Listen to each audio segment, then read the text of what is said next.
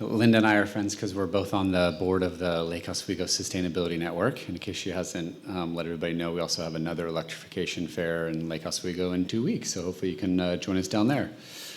So the title outside said, cleaning up Oregon's grid. I'll say that I'm just going to speak to really what PGE is doing. Oregon is really divided in between the two types of utilities. One is investor-owned utilities like Portland General Electric, and then there's also public power utilities. Public power utility is like down in city of Eugene. Salem has a public utility. Lots of the counties have their own utilities, and that's important because from a climate perspective, when we talk about cleaning up the grid, their power is basically already carbon-free. Anybody, you all know that already? Most of their power that they get comes from the federal entity called the Bonneville Power Administration, which is where I used to work before I came to PGE. And almost all of their power is generated from hydroelectricity and one nuclear plant in Washington State.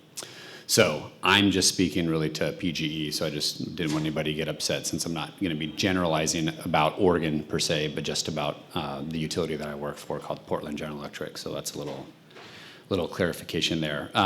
But does folks in the room know that in 2021 there was a law passed that requires Portland General Electric and then the other investor-owned utility, Pacific Power, to clean up the emissions associated with the power that they serve to customers? And this is why we call this the Path to 2030, because that law requires by 2030 to get to 80% reduced emissions compared to the baseline, which is the 2010 and 2012 baseline. And then after 2030 to get to 100% carbon-free by 2040. So super ambitious, awesome law, really puts Oregon at the forefront of decarbonizing the electric grid. So everybody should be proud of that if you're fellow Oregonians. And here is a snapshot of some of the efforts that PGE has undertaken over the last several years and then have as plans to get us to 2030.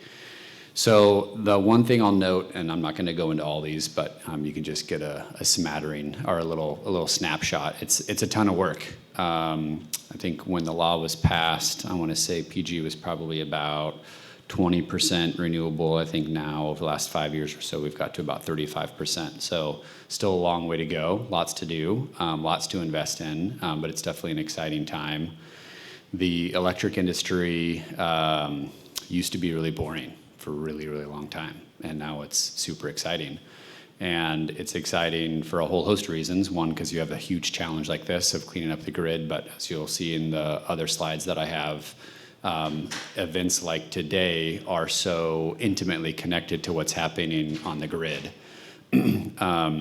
because we're societally trying to do these two things in tandem: clean up where the electricity is generated, how it's generated, so that then when people consume it with electric appliances, you have your climate benefit plus all of the other benefits that come with electric appliances, depending on which appliance you're talking about. So we have, retirement of coal plants. We have bringing on a lot more solar and wind. We've brought in last year 2 different new battery storage facilities, which are really, really important. You've heard about those down in Texas and California. Lots of energy efficiency and demand response. I'll talk a little bit more about that as well. Rooftop solar.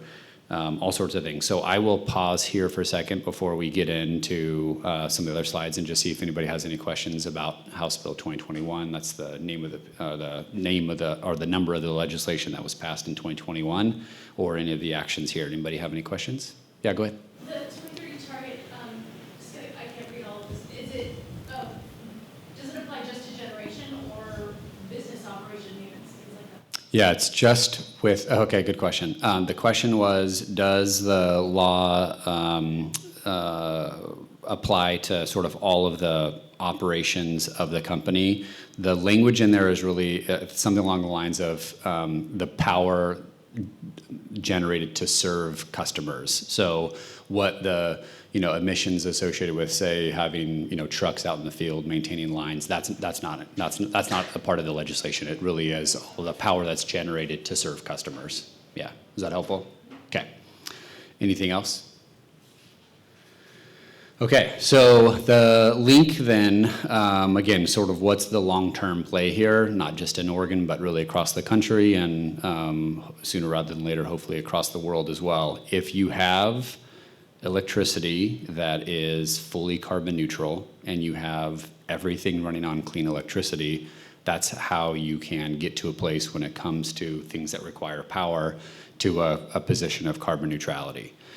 And so when you walk out here and you learn about induction cooktops and you learn about heat pumps and hybrid water heaters, all of those things are meant to be both now and over time, connected to a grid, electric grid that's cleaner and cleaner through time. So in the past, when I mentioned electric industry was pretty boring, it was really big generation facilities out away from populated areas, transmission lines, going to distribution lines to your home. It was very one-way relationship. We quote unquote send the electrons to your home, send you a bill, and that was kind of the end of the relationship. Now in the future, that's all changing very, very quickly. And so as I mentioned from the previous slide, you have things like demand response. It's a technical term for you as a customer, you as somebody who uses electric power during certain times, under certain programs, you can change your consumption, and you, along with 100,000 other Oregonians, do all that at the exact same time, and you have a massive influence on the grid. So for example, if you can remember for this summer, I think the highest temperature for the heat wave this summer was like in June. And so we have a program that you all are welcome to participate in. And if you don't already, it's through your smart thermostat. And so we can have the thermostat pre-cool a home before an event, which is usually like 5 to 8, which is when it's the kind of peak energy hour. And then during that 5 to 8, the thermostat automatically adjusts your temperature in your home 1 to 3 degrees higher than what you would normally have it at that time. So the combination of pre-cooling your home and then raising the temperature from 5 to 8, and you do that across lots of homes, and you have a really massive impact on the electric grid, and I mean a positive one, because instead of us buying really expensive power from somebody else at that time, customers all work with utility to do that together. So it's really changing that relationship from just a one-way, here's the electrons, here's your bill, to people who participate. Another one, if you've tried an electric vehicle or if you have an electric vehicle, we have another program for EV charging, where the utility can communicate with the chargers and have the chargers basically stop charging or ramp down their charging at certain times. So it's just becoming a lot more sophisticated, a lot more investment in the distribution system to support all of these new connected devices. So it's like a super, super exciting time. And there's like a real link between what the utility is trying to do in terms of new wind and solar and new batteries to what everybody here is interested in doing and learning, getting electric landscaping, bikes, all that stuff. It's all kind of coming together to this grid of the future, which is, for me at least, super exciting. Any questions on this one before I go to the next slide?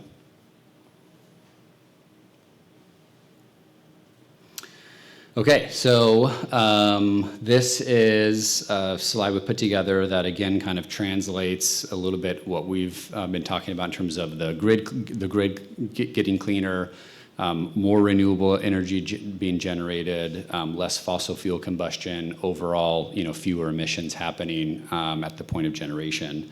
To now, okay, how does all this relate to my home? We have, all these different things, which is so exciting that you can come to this fair or to the Lake Oswego Fair or other electrification fairs, and then tons of information online too. So no matter where you are in your journey, there is that direct linkage between your home, your residence, and what's happening on the electric grid. So as I mentioned, here's some other things with the nice icons. Thermostats, I don't know if there's anybody out here, we're doing thermostats. I know there's fireplace, Brian is here for fireplaces, Basco's here for induction cooktops. I think one of the solar companies here is for battery storage. You have the electric vehicle here with an EV charger. In the bottom right-hand corner, we have the hybrid water heater, which is also known as a heat pump water heater. Outside, you have the air source heat pump.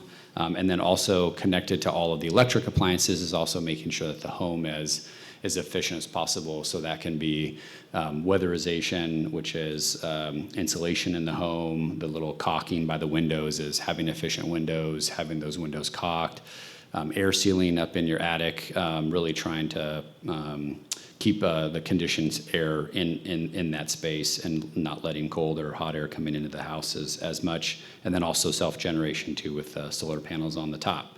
So kind of all coming together, Oregon can meet its climate goals when we all work together in terms of the utility cleaning up the grid and all of us making these awesome decisions that we always like to say too aren't just motivated by climate change but are also motivated by safety and comfort and things like that. And that's the last slide that I had on that. Any questions? Yes? You mentioned the smart thermostat communicating, and I have to be very honest that when I've been getting those little notices about the smart get a free smart thermostat, I always already thought I had a smart thermostat. Mostly it's digital, maybe not smart. So smart means communication, apparently.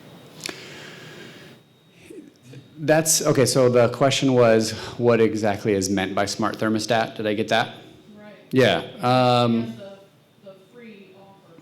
Yeah, the free offer, you may already have one, and like I have one, but I still get the offers. It's because whoever's communicating to you probably is not as sophisticated as you think in terms of if it's PGE or Energy Trust of Oregon, knowing that you have it. So, you know, it's sort of... I'm concerned that what I thought was a smart thermostat isn't the smartest one. Well, it might be. After this, I'm happy to give you my card, and then you can shoot me a picture of it. Yeah, definitely happy to let you know. I mean, some of the smart was, like even before we really got to like utility communicating, the Nest thermostat, you know, made it in the minds of folks where you could change the dial. You probably remember all those commercials where it would like learn your behaviors. It would learn like when you leave the house, and it would adjust the temperature. That was kind of it, rather than the dumb thermostat where it was basically, you know, just one temperature that was there, and if people wanted to modify it, then it was like too clanky and things to change it. So all this. Okay. Yeah, sounds good. Go ahead. So yeah, kind of elaborating on that. It depends on the systems you have. If you have a system that has, like, for example, an air conditioner and a furnace, those systems, it's very easy to actually get a very smart thermostat that like PGE can communicate with. But if you have a heat pump that are like some of the very advanced heat pumps that are being talked about at this event, those it's actually quite difficult to get a thermostat that can talk to PGE because the manufacturers of those pieces of equipment have to make a very specific thermostat that can talk to all the special communications to get those advanced features. And so then adding on the additional smarts to be able to talk to PGE and the electric providers is a little bit of a challenge. It's something that like a bunch of R&D people are currently working to solve. Yeah, thank you. Yeah, the gentleman in the back, just for those who couldn't hear, was making a point about, especially as, like in this case, electric heat pumps get more and more advanced. What that means is their ability to condition or to heat or cool a room and do so as efficiently as possible. There's a lot of really amazing technology that goes into that. And some of those manufacturers of those, in order to get the most efficiency that you can get out of that unit, you have to use like a proprietary smart thermostat, which is not something that you can always get when you go to Home Depot, things like that. So yeah, it was a really, really great point, and something that we're actively working on, because right now PGE does have limitations with which thermostats it can work with, and we're trying to figure out how to like expand that even more as the systems become more and more efficient. Go ahead. Are there innovations that PGE in particular is Uh, Besides what we like obviously see. Okay, the question was, is PGE doing anything really innovative in this, and when you say that, are you talking about like the big solar plants kind of like out in Eastern Oregon, not on people's rooftops? Just kind of seeing, is there anything that's gone in terms of wind, besides the large turbine ones? And is there anything that maybe is more than what we've kind of like obviously seen over the last few years? Yeah, so is there anything kind of really different happening in that space than what we've seen over the last few years? Nothing's totally, okay, so yeah, a couple of things. So like PGE, I think in 2023, our Wheat Ridge plant came on, which was a combination of three things: solar generation, wind generation, and battery generation.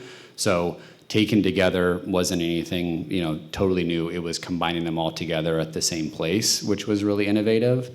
When you say wind, the thing that I thought of that's the biggest is people trying to make offshore wind possible. So right now, the federal government is leading pretty strongly, I'll say, on trying to identify zones off the Oregon coast that aren't going to be too disruptive to local communities and habitat, to figure out where even turbines that are way bigger than the ones that you've seen before, maybe if you've seen them out in the gorge. So that's kind of, I feel like, the cutting edge of wind is new locations. Go ahead, do you have a thought? No, not really. Okay, yeah. So those are the things that mostly come to mind. And the combining it with the battery storage at that site essentially allows it to where the difficulties of moving from thermal or fossil-based resources, like especially like a natural gas plant, where you can have that ramp up and down to meet the demand for electricity. With wind and solar, sometimes you struggle based on whether there's solar energy being generated or whether the sun's out or whether the wind is blowing. And so combining those plants with battery storage, say, can have a wind turbine in the middle of a storm in Eastern Oregon generating at 1 to 5 a.m. in the morning, which no one's using power that much. You can store it at that battery on site, and then when PGE needs it from 7 in the morning till 9 in the morning, when folks are waking up and turning on their cadet heaters, then that power can be used then. So that was kind of an innovative approach with that plant. Yeah, go ahead. A totally related, different question. Can you speak about maybe like the future of net metering and how that is going to go for PGE or maybe even the state of Oregon, since maybe the state of Oregon decision? Yeah, teed up a speculative question, and it was, so what's the future of net energy metering? He's referring to a law in various states. Oregon is one of them, where the utility compensates a homeowner if they have solar on their rooftop. And was that policy decision that really drove a lot of rooftop solar in the state. And so now we've kind of been doing that for a number of years. And the question is sort of, what's the future of that? Did I capture that right? Yes. Okay. Totally speculative. I don't know. I'll tell you, probably within the last year, PGE started talking with stakeholders about trying to do something different, and it didn't go anywhere. It didn't go very well. So that's why you're asking a very relevant question, because we just tried and essentially got shut down. And then we're dealing with other issues right now in terms of like rate increases and stuff like that. So it's not a very good time. It's something that utilities across the country have had a very difficult time addressing. And if I can try to, as objectively as possible, sum it up, a customer who has rooftop solar can oftentimes be generating power that goes to the grid, that the value of it is lower than what they get from the utility. Right? And the utility isn't its own separate bunch of money. That money comes from everybody in this room.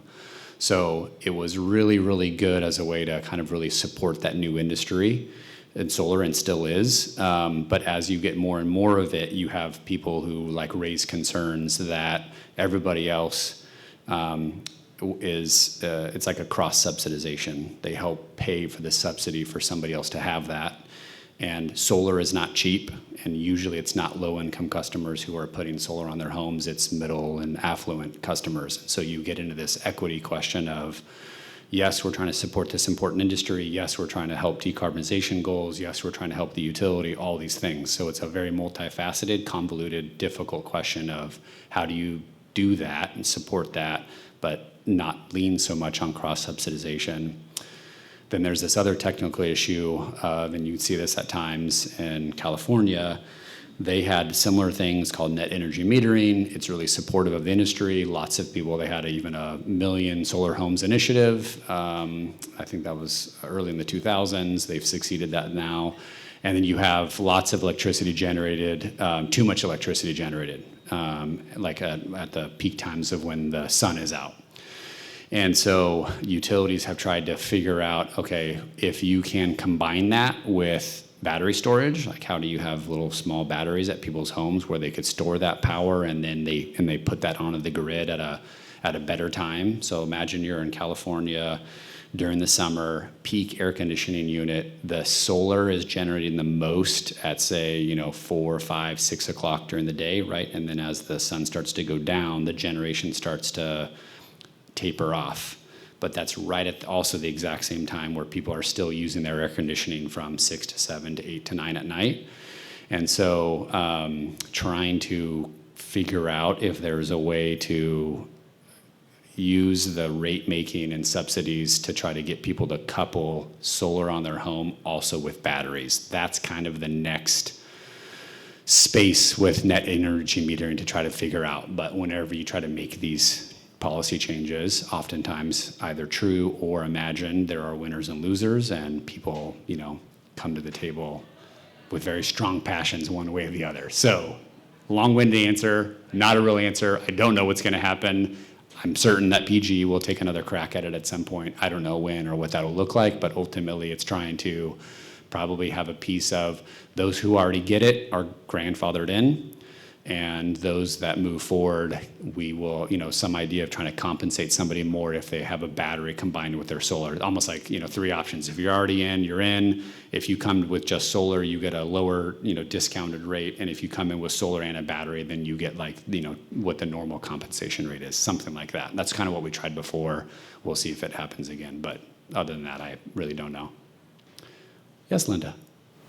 So, Matt, yes, we're friends, and I don't mean to put you on the spot here, but PGE is currently at 35% and needs to be at 80% in 5 years. And what do you think the chances are they're going to make that goal? They have big transmission problems, increasing demands from Intel and chip factories and AI and crypto, and I just think it sounds really tough. Yeah. Linda asked a great question. So we have a law mandating to get to 80% reduced by 2030. That's just a little bit more than 5 years away. Given all of the different headwinds that are happening in the electric industry with new data centers, meeting new load, not even just data centers, a lot of new clean tech load that Oregon over the last 5 years has been working really hard to try to bring new clean energy manufacturing to the state. How's that going to happen? And definitely don't have a magic ball, Linda. Definitely is going to be really challenging. And I don't know. It's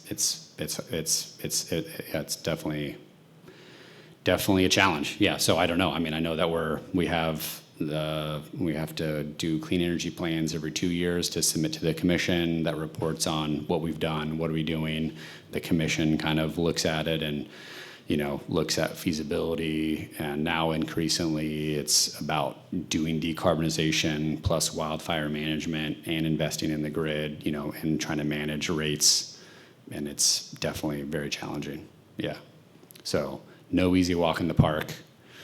But I try to stay optimistic by thinking that although humans collectively can do really dumb things like continue to pollute the climate and make climate change worse, we're also super innovative and really creative, especially when it comes to constraints. And there's a lot of constraints out there, but I think it's also a time that you see people identify these constraints and then use their creative minds to come up with really good, solutions. So that's kind of how I stay optimistic. But yeah, I mean, no doubt it's going to be tough. And even if we can get to 80%, basically the company's really clear that right now there's nothing really commercially available that we know of that can get us to 100% by 2040. So that's the follow-up question to Linda's question is, okay, great, let's assume that you can get there to 80% within the 5 years. What are you going to do after that? And the company's been very clear, we don't know. So a lot of those things, again, those are in national laboratories. Those are people trying to commercialize things here and there. Advanced geothermal. There's, you've probably heard people talk about fusion. God, I hope that can work at some point. There's a lot of focus on small modular nuclear reactors, which are, you can't currently cite any nuclear energy right now in Oregon, but maybe that will change. So we'll see. And as the climate continues to get worse and I keep assuming that people are going to keep demanding more of their politicians to do more, but it's not quite happening. But maybe if it does, then, we'll see what that unlocks as well. So that's not a very satisfying answer, Linda, but that's my honest answer. Yeah, go ahead. Maybe one more that I don't think you mentioned, and I'm curious what PGE is doing here as well, is a more interconnected regional grids to where that energy could be shared efficiently and effectively to reach 100% renewable. Totally, yeah. So the gentleman raised a really good question about another path that PGE is pursuing, as well as a lot of other utilities in the region is pursuing. It's like when PGE sells power to you, that's called like retail energy, right? Where you're going to like a Nike store, right? You're a retail customer. There's also at the wholesale level where utilities buy and sell power amongst themselves. So he was alluding to at that wholesale level where utilities are buying and trading power from one another. We have a pretty antiquated, inefficient way of doing that in the Northwest. You have what are called organized markets in other places in the country. California has one, and they've generally been shown to be a more efficient way of doing that buying and selling of power, which then can lead to savings to customers. And so there has been probably decades really of work of trying to unlock that.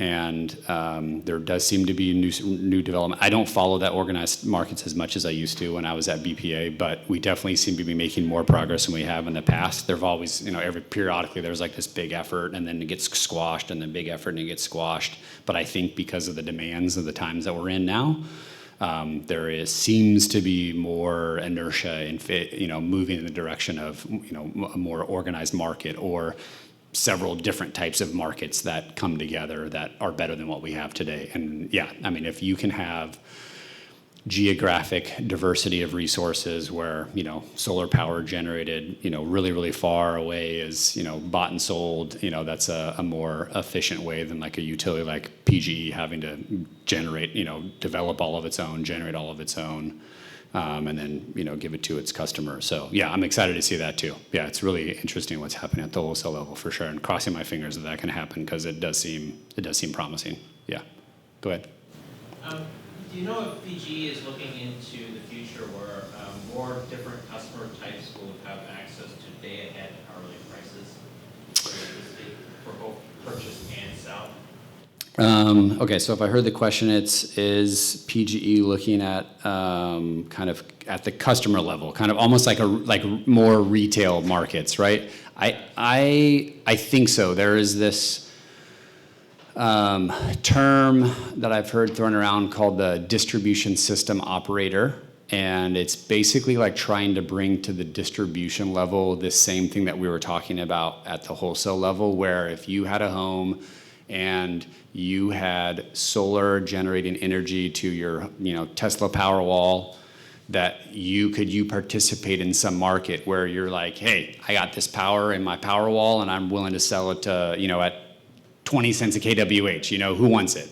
And then is there like some financial platform where you could submit that to?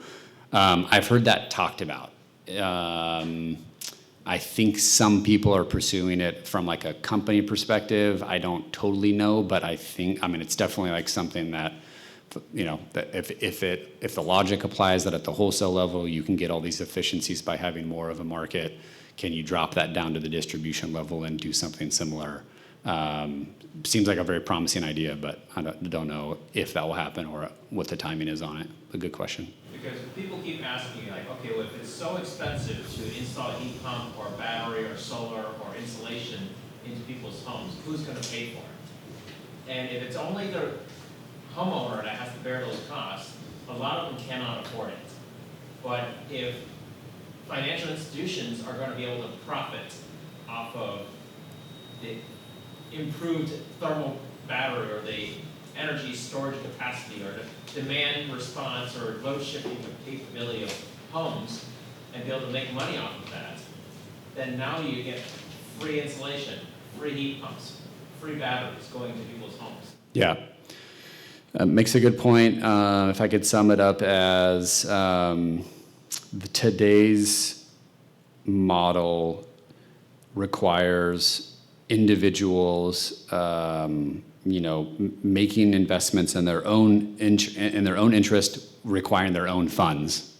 And if you could somehow put in place an ability like a market where people could, I think aggregate is the term, you could work with me and Linda and everybody else in this room to essentially say, look, I'm a big financial institution in New York, and I could come and bring millions of dollars to PG service territory, and I'll pay for the weatherization and the heat pumps and the battery storage, and all of that power I can aggregate, and then I can sell at the at the market and make a profit. It's basically trying to open up people's desires for capitalistic enterprise and making profits. So I think theoretically it's possible. I don't know how much. I don't think there's a lot of focus on that yet in Oregon, but read articles and stuff about the theoretical potential for it to happen. So yeah, it's a good thing to think about.